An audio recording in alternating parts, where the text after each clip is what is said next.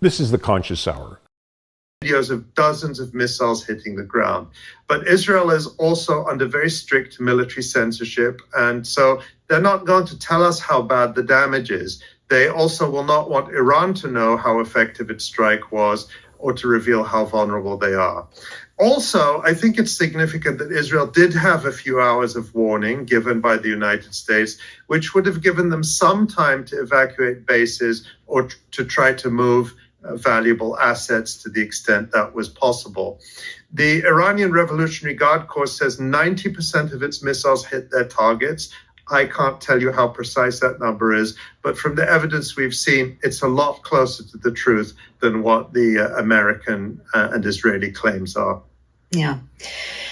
Well, since the attack last night, Israelis have been gloating that 0 Israelis were killed and that the only person who was killed was a Palestinian. He was Sameh al-Asali, and he was hit by a large missile fragment in Jericho in the Jordan Valley region of the occupied West Bank. Ali, what does this tell us about the success or failure of the attack?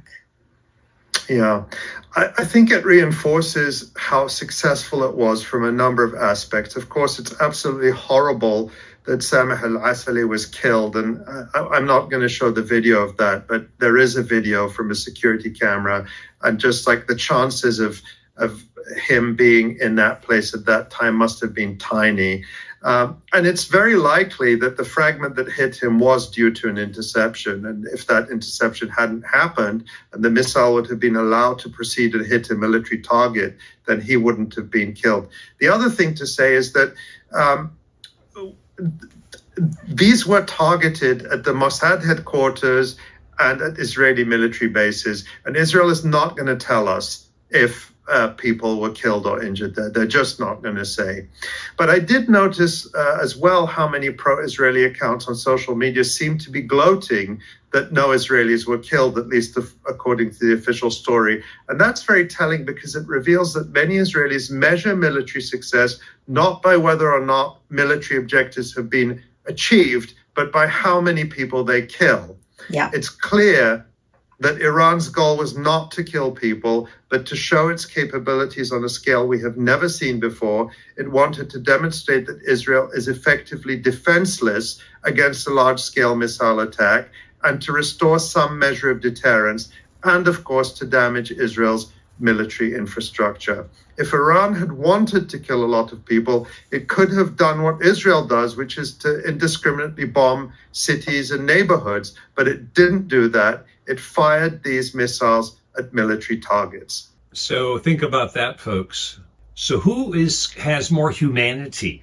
The Western Alliance supporting Netanyahu, mass murdering innocent women and children? Look at what they did to Gaza. And they said they were getting Hamas. If they were getting Hamas, how come they didn't parade the soldiers out in the street and show us that you've captured Hamas or the dead bodies of Hamas? Because they weren't.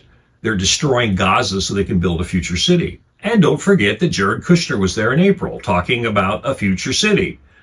Okay, so now we know the truth between real news and what I call fake news or propaganda news from the U.S. media. They're spinning it, they're lying to you, and they're really in violation of the Federal Communications FCC. So it's time for the news networks to be reined in on their propaganda, don't you think? Don't you want news that's real? Or do you like the pablum they're feeding you?